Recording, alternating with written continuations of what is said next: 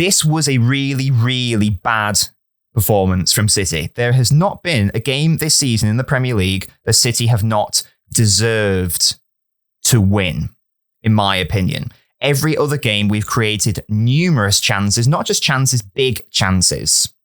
And we've deserved to win the game, absolutely. Dominated the opposition in terms of possession, dominated the opposition respective chances created, big chances created, and big chances conceded. Every single game. This is the only one where we have not actually created one big chance in the game. If you even think about our goal, it is a very low probability free kick. A fantastic free kick by Julian Alvarez. Obviously, unbelievable ball striking ability on Alvarez. But it's not technically a chance we've created. Oscar Bob gets fouled on the edge of the box, and it's a world-class free kick that more often than not will not go in. So as far as I'm concerned, that's not actually an actual chance created. But it may actually be more, for me anyway, more of a defensive issue. Because even if City don't create a big chance, we do have the players like Alvarez, obviously not on the pitch, but like De Bruyne, like Rodri, or like Haaland, who can score a very low probability chance, because that's the quality of our players. So if you keep it tight, you keep a clean sheet, there's always a chance that you can score a world-class finish like Alvarez did. But the fact is that defensively, we in the key moments, we were really poor. And it's such a shame because Wolves were not great, I don't think. This is not... I don't want this to be revised as this sort of really bold, fantastic Wolves performance. Wolves did enough defensively, but in terms of from a threat perspective, they hardly offered anything. They had one shot on target and they scored 2 goals. The issue was that Ake had a bad game for the first time in maybe 2 years. For the first goal, yes, Foden should do better. He's out of position. I don't really know why he's on the left in that instance. But Foden should do better to track back, absolutely. But the main critique is Ake gets his foot in, but he just doesn't make proper contact. And it's sort of like a half-arsed a tackle challenge thing. So he commits himself. And if you commit yourself, you've got to win the ball. You've got to take away from the opposition. But he only half takes away from Neto, and then Neto just runs back onto it. Neto then crosses it, and it takes a really unfortunate deflection off Diaz, goes in the back of the net.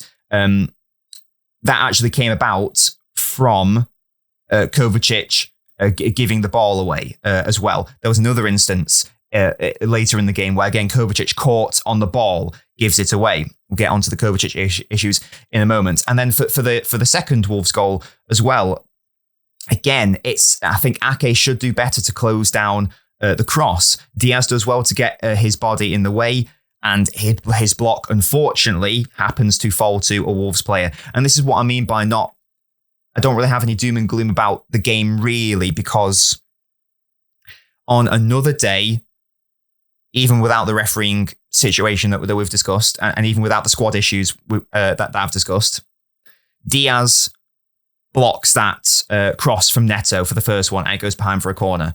Diaz blocks that shot from the Wolves player, and it goes out for a corner, or another City player clears it. It just so happened that on that day, it happened to go in. It happened to be an own goal. The second one happened to fall to a Wolves player, who then passed it to another Wolves player, who then scored.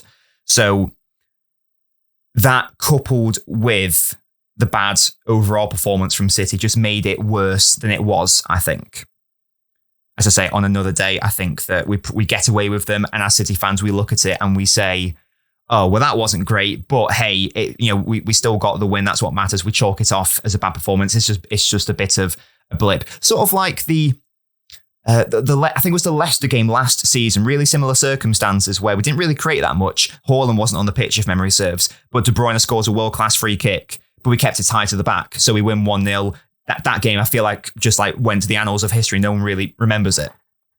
But this is sort of a similar situation where Leicester didn't really create that much, but we scored a world-class free kick, and that was the end of it, and we move on. City with the ball now. Really careless in possession. Kovacic had to play as a sort of Rodri, because Rodri was obviously suspended. He's got one more game to serve in his suspension, so Kovacic had to try to be that 6. He seemed a bit too eager to progress the ball forwards for me. Too many times he was trying that Hollywood ball to Hall, and he was always trying to find him. And the point of Rodri's role is that he knows when to pick and choose those moments. Obviously, it's not going to be easy for Kovacic because that's not his, that's not his role, that's not his position. But too often he was trying to, he is much more of a progressive type player, Kovacic, and too often was he trying to force the play when really the best thing to do would have been to pause, take a moment, recycle the play. Núñez got hooked at halftime. And I don't really agree with this sentiment that Núñez was bad in the first half, to be honest. I thought he was much better than Kovacic. I thought Kovacic was arguably our worst player. I thought Núñez was actually all right. People say the occasion got to him, but I thought he was doing fine. He was winning fouls. He should have drawn a couple of yellow cards for sure. I thought he was fine, to be honest. Was he great? No, but I thought he was fine. I think that unless there was an injury situation, if anything, you should have taken Kovacic off at halftime, kept Núñez on. Yeah, so that happened. We'll get on to his replacement in a moment. Foden and Alvarez. Look, Alvarez, we've spoken about this on the podcast before. Alvarez is not a midfielder. He can definitely do that role. He will definitely get better in that 8-10 hybrid role. But in these games, especially when you really need your midfielders to take it tightly in possession and unlock defense, and that's basically all you can rely on, Alvarez is not the player who's going to do that.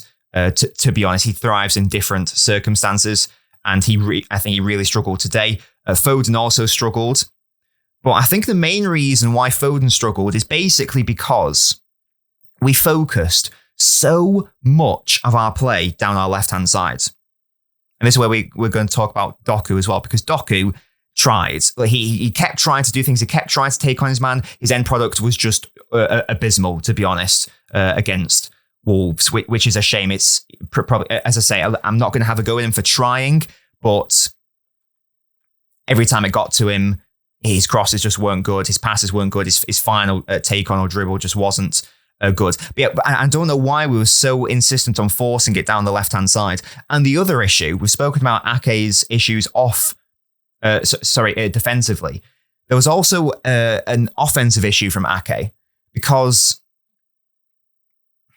I don't know whether Ake can play the same way with Grealish as he does with Doku.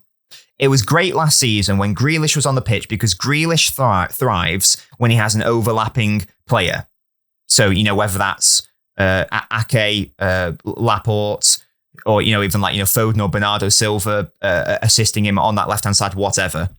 And that Ake last season was fantastic at providing that support from the, the left centre-half overlapping role that he provides. Doku is he's not the opposite, but in terms of the strategy which would have worked against Wolves, that's not what's required.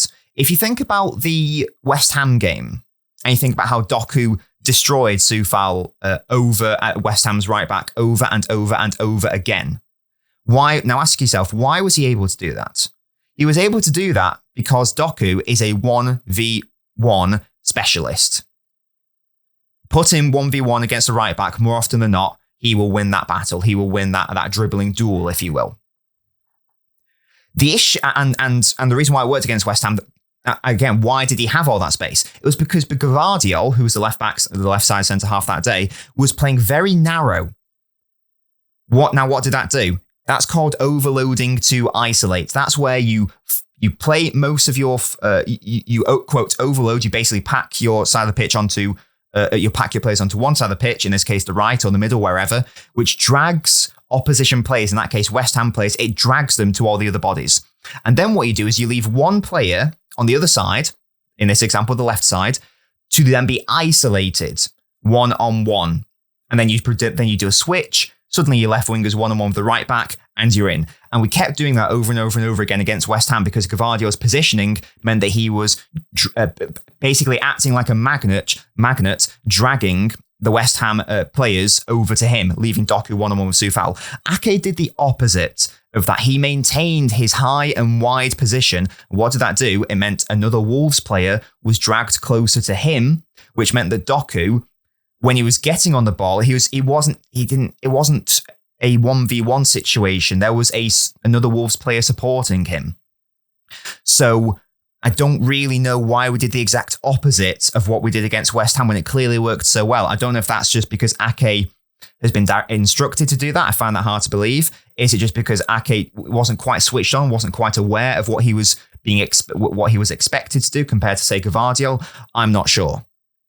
But I think if Gvardiol was on the pitch, that's probably not so much of an issue because Gvardiol has already demonstrated that he's aware of the strengths of the overloading to isolate and leaving Doku 1v1. But because of that, Doku was it wasn't optimized. He was less efficient. He was less functional in that role. And combine that with the fact that we forced all the play down the left-hand side, or forced it so much. I can't recall the exact stat, but I believe around 60% of our play was played down the left.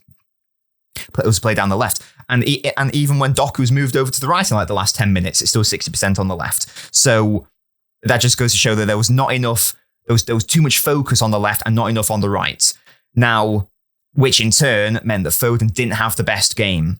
Not trying to create an excuse for Foden, but it is a reality that if you have less of the ball, there's only so much you can do. If you're a right central midfielder and most of the play is going down the left-hand side, asking for the ball is only going to do so much. At the end of the day, you do need to have the ball in the right areas. You do need to be found. Now, maybe Foden could have done more to be found, but I do have some sympathy for him in that respect. I've also got a lot of sympathy for Erling Haaland. Segments of our fan base who try to say, oh, what's he doing since not scoring? So what do you want him to do? If he's not getting any service, literally, what do you want him to do? Give him service and he will show you exactly how good he is. He's not the sort of player who's going to thrive without service. He's never going to be that. He never has been that. He needs to be given the chances, even if it's only a half chance, and he'll have a decent chance of putting it in the back of the net. So I don't want this idea of, Haaland, was a passenger, was a ghost, he sort of needs the service in order to help. Or there were actually moments where Haaland was doing what he does when he's not actually able to score. He was occupying, sometimes being double marked, even triple marked at times. What does that do? Create space for everyone else. It's the onus and the burden then on everyone else to find the space that Haaland's created. We just didn't do that. The midfield was also very congested. I've spoken about the lack of creativity on the right. That's partly due to the focus on the left. It's partly due to the fact that Walker is a right back. Even though he's been really good at right wing this season, he's still not really a right winger. Not in that creative sense anyway. He's not a Bernardo Silva sort of player. But the midfield was also really congested and we were far too narrow at times. And I don't really know why. The substitution confused me. Núñez coming off, Oscar Bob coming on. At halftime, I really thought that the play would have been take off Alvarez, bring on Bob. I did want to see Bob on the pitch because, as I say, Alvarez wasn't really contributing anything to the midfield. But as I say, he took off Núñez. We sort of went to almost like a diamond where Kovacic dropped to the 6. And then the midfield three ahead of Kovacic was Bob, Foden, Alvarez. It was just far too congested, and you had all these players occupying the same spaces that they all wanted to be in. And it made it so easy for Wolves because they knew where the players were. They could just see it and then go, right, well, they're all just in the same area, so let's just be even more narrow and compact in those areas, and we'll really prevent the chance creation and will prevent the goals from coming. And that's exactly what happened. And you add into that the ineffective wing play from Walker, who isn't a right winger. You add the ineffective wing play from Doku, caused by the Ake situation, and also the fact that just Doku didn't have a great game. And it all adds up and it all builds into this lack of creativity from Man City, and the fact that for the first Premier League game this season, we didn't create one big chance. So all of that combined, and then you consider the personnel issues, and you consider the questionable refereeing issues, and you even consider the luck not really going our way with the two Diaz, the deflections and blocks. And it just, for me, it's not ideal to lose, obviously, but this for me is a blip and is a perfect storm of mitigating circumstances, to be honest. Are there some players who should step up and do more? Obviously, I expect more from Foden, who's been unbelievable this season. I expect more from Kovacic. I expect more from Núñez. I expect more from Ake. The team that we put out still should have done better and still should have won. No disrespect to Wolves, but that team was still better. But at the end of the day, I'm not going to listen to or be party to this notion of this is a terrible indicator of what's to come for the remainder of this season. City will be fine. We will be fine, especially when our players come back. As I say, I just can't think of a better way to describe it other than it being a perfect storm of mitigating circumstances, coupled with the poor performance overall. I think a 0-0 draw probably would have been the fairest result here. I don't think Wolves were that great. We obviously weren't that great. As I say, I think a draw, probably 0-0, would have been the absolute fairest reflection of the game. But that's what it is. And sadly, it's City's first Premier League loss of the season in a game that realistically we should be winning. But it's not the end of the world, and those players will be back to full fitness. And just one last thing on the Pep substitutions, which I didn't understand as well. I don't know why Phillips is being brought on. I know Kovacic was on a yellow. I know he wasn't playing well. What is Calvin Phillips going to offer this team? Literally nothing. He tried a couple of long shots, fair play to him, but they were never really threatening Wolves, to be honest. And on long shots, this is another thing which Rodri's absence is demonstrating, exemplifying.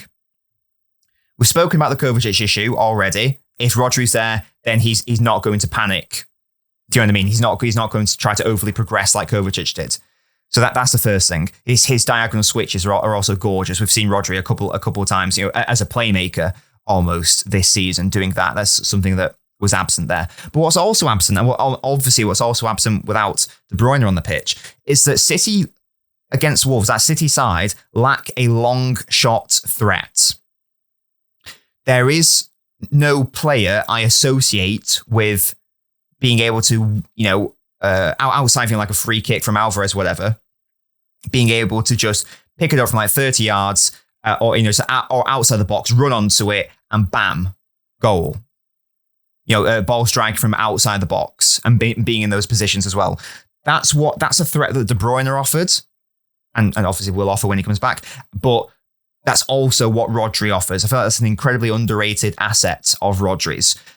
And it's not just the goal scoring that provides, because when you're up against a really deep block like Wolves, sometimes you just need to whack it in from distance, and in which case you need you need your best ball strikers for that strategy to work. But what it also does is it lets the opposition know that, oh wow, there's a really good long shot specialist on the ball right now. We've got to close him down now, because they can't risk not closing him down, because otherwise, Rodri might score. What does that do? It's a similar thing to the Haaland situation. It creates space elsewhere. If you are dragging a Wolves midfielder or a Wolves defender to Rodri because they know that it looks like he's lining up to shoot, and that could very well go in the back of the net, it means that Rodri can then pick out a pass to someone else in the space that's been vacated. And that's how other chances can be created. That's how space is exploited and opened up. So the fact that we also weren't even able to rely on that as a method of chance creation and goal scoring is another issue that comes with Rodri's absence. We're obviously playing Arsenal next in the Premier League, and thankfully it's the last game of Rodri's suspension. Bernardo Silva and John Stones are back in training. If Bernardo is fit and able to, Bernardo Silva must start. I think that we saw glimpses of it last season, like Rodri and Bernardo Silva in that sort of double pivot, whatever you want to call it. Bernardo Silva is such a tactically intelligent footballer. He can play basically anywhere on the pitch, and that is one of the positions he's very good at doing. That deeper role next to Rodri. I really like the idea of a Bernardo Silva and Núñez pairing. We've seen that Kovacic can get a little bit too excited. It doesn't really know in the 6 area. Doesn't really know when's the right time to progress it. When's the right time to carry it. When's the right time to control and slow things down. Bernardo Silva knows exactly how to do that. I think paired with, I don't know if I like the pairing of Bernardo and Kovacic. I don't think there's enough differences in the game there. But with Bernardo and Núñez, I do think that there potentially is a better suited pairing of profiles there. If Bernardo's fit, I think that he should be starting against Arsenal with Nunez, if possible. No point in rushing back John Stones, who is having an injury-prone season, clearly. But if you're an Arsenal fan, you've got to be thinking that you're not going to have a better chance to beat City. And realistically, we can talk about how Arsenal bottled it last season towards the end, and that's why they lost the title. But they also lost it because they lost to City twice. And I think with that comes an inferiority complex. If you want to beat City to the title, we've seen it with Liverpool as well, Klopp's Liverpool. The reason why they didn't win the title, they didn't beat us. I don't think they beat us once in the Premier League in the 18-19 season, or in the 21-22 season when it was a title race between City and Liverpool. That went to the last day of the season. So you've basically got to beat City if you want to actually take the title in an actual title race. So it's a massive game, and there's not going to be any Rodri. There's not going to be any Kevin De Bruyne. There's obviously no Gundogan. Bernardo Silva might not be fully fit. John Stones won't be fully fit. You will not have a better opportunity, and you're at home. You will not have a better opportunity to beat City. Also coming off 2 defeats on the bounce as well. I would be more than happy with a point, to be honest with you. I don't think Pep will go there to play for a point. I see us playing the same way we played against Arsenal last season, where we basically bypassed their press entirely by playing long passes up to Haaland, who then his hold-up play was unreal that game. And they just played it off to runners like Kevin De Bruyne. That will be, the Alvarez, that will be the Foden against Arsenal.